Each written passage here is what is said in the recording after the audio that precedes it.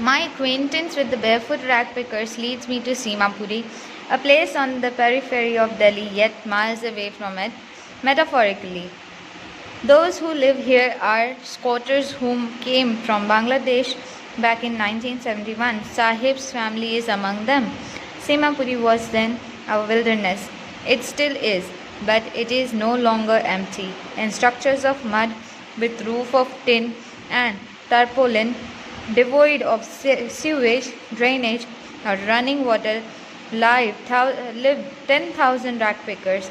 They have lived here for many more than 30 years without any identity, without permits, but with ration cards that get their names on voters lists and enable them to buy grain.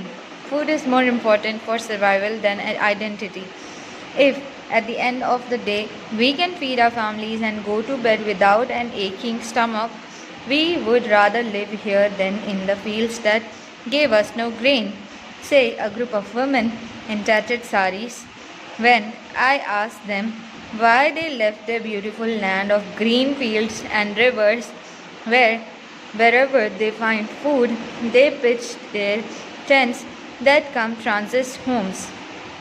Children grow up in them, becoming partners in survival.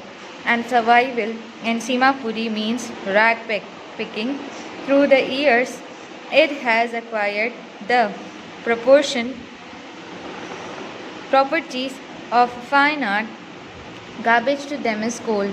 It is their daily bread, a roof over their heads, even if it is leaking roof, but for a child it is even more.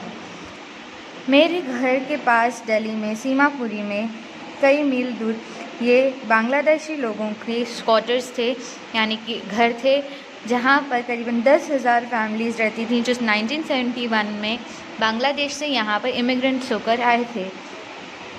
फिर वो लोग यहाँ पर अपने घर मिट्टी और पत्रे से बने हुए, मीन्स लोहे के जो पत्रे होते हैं उनसे बने हुए, उनके छत टिन के बने हुए होते थे, और ऐसे हाथों से बनाए हुए घरों के अंदर वो रहने लगे, जहाँ पर सारा पानी बरसात का आ जाता, जहाँ पर ड्रेनेज का कोई सिस्टम नहीं था, हर चीज़ वहाँ पर बहुत मैसी और गंदी थी, लेकिन वो वैसे वहाँ रहने लगे।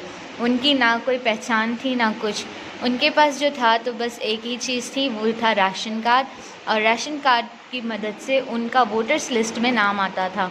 राशन कार्ड की मदद से उन्हें अनाज मिल जाता था और इससे उनका गुजारा हो जाता था। एक ग्रुप औरतों का जो था, उन्होंने फटी हुई साड़ियाँ पहनी थी और उन्होंने कहा कि हम वहाँ पर भूखे मरने से अच्छा अगर हम यहाँ पर खाकर सोएं आराम से, बिना पेट में दर्द भूख के रखे, तो ये जीवन अच्छा है वहाँ के भूखे मरने के जीवन से, जो वहाँ के खेतों और नदियों में हमें भुगतना पड़ता था। हम यहाँ खाने की तलाश में आए हैं और हम यहीं रहते हैं। पहले वहाँ पर भी वो ऐसे ही रहते थे, टेंट्स वगैरह बांधते थे और खाना ढूंढते रहते थे, लेकिन अब उन्होंने फाइनली यहाँ पर कई सालों से, करीबन 30 सालों से यहाँ अपना घर बना लिया है। अब यहाँ वो कचरे में से सोना ढूंढने की कोशिश करते हैं और इस तरह से वो अपनी थोड़ी बहुत रोटी कमा लेते हैं, और यही उनके बच्चों के लिए काफ़ी है। अच्छी छत होना या अच्छे कपड़े होना ज़रूरी नहीं है।